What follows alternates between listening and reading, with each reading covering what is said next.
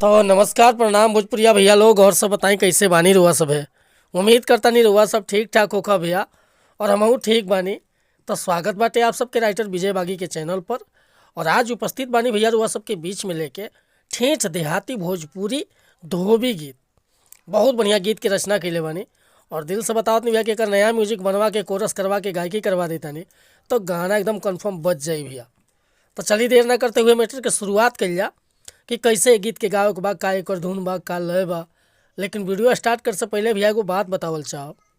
रउआ अगर नया सिंगर बानी आ सिंगिंग में इंटरेस्ट बा, अच्छा मैटर के तलाश में भटकतानी, बढ़िया गीत नहीं खे मिलत, सही तुकबंदी नहीं खे मिलत, या आपके मनपसंद के मैटर नहीं खे मिलत, तो भैया अगर हमारा चैनल पर आ गई बानी तो सबसे पहले चैनल के सब्सक्राइब कर ली, बेल आइकन प्रेस कर ली, ताकि हर रोज़ रुआ के नया नया मैटर सुने के, देखे के और गावे के मिलत रही भैया।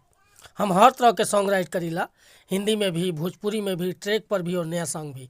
रुआ सीजनली कोनो प्रकार के मैटर लिखवाओ के बा बेहिचक रुआ संपर्क कर सकीले। बिल्कुल उचित चार्ज पर रुआ के फुल गाना व्हाट्सअप के जरिए मिल जाई। और नंबर हम डिस्क्रिप्शन में दे दिले बानी भैया। आज के मैटर देखी कैसे गाओ के बाटे।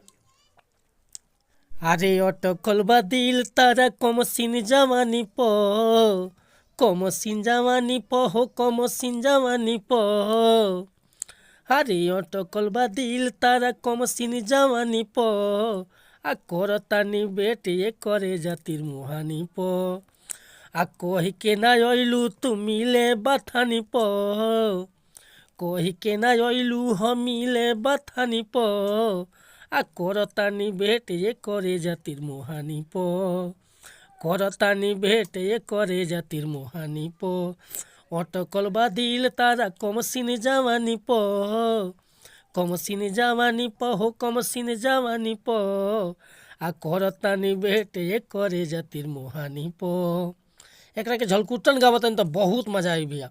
अगर ये मैटर पसंद बा, फुल गीत लिखवावे के चाहता नहीं तो बिल्कुल उसी चार्ज पर गाना रुआ के व्हाट्सअप के जरिए मिल जाए। और व्हाट्सअप के नंबर हमारे बाटे 8874473128। कोनो प्रकार के मैटर लिखवावे खतरा, चाहे नया म्यूजिक बनवावे खतरा, बेहिचक रुआ कॉल या व्हाट्सअप कर सकता नहीं। मिला तो नहीं फिर से अगला वीडियो में। अगर ये वीडियो पसंद आई तो लाइक करब, कमेंट करब। आ चैनल पर अगर पहली बार आए लोग भैया तो रिक्वेस्ट बा चैनल के सब्सक्राइब कर ले। जय हिंद, जय भारत, जय भोजपुरी समाज।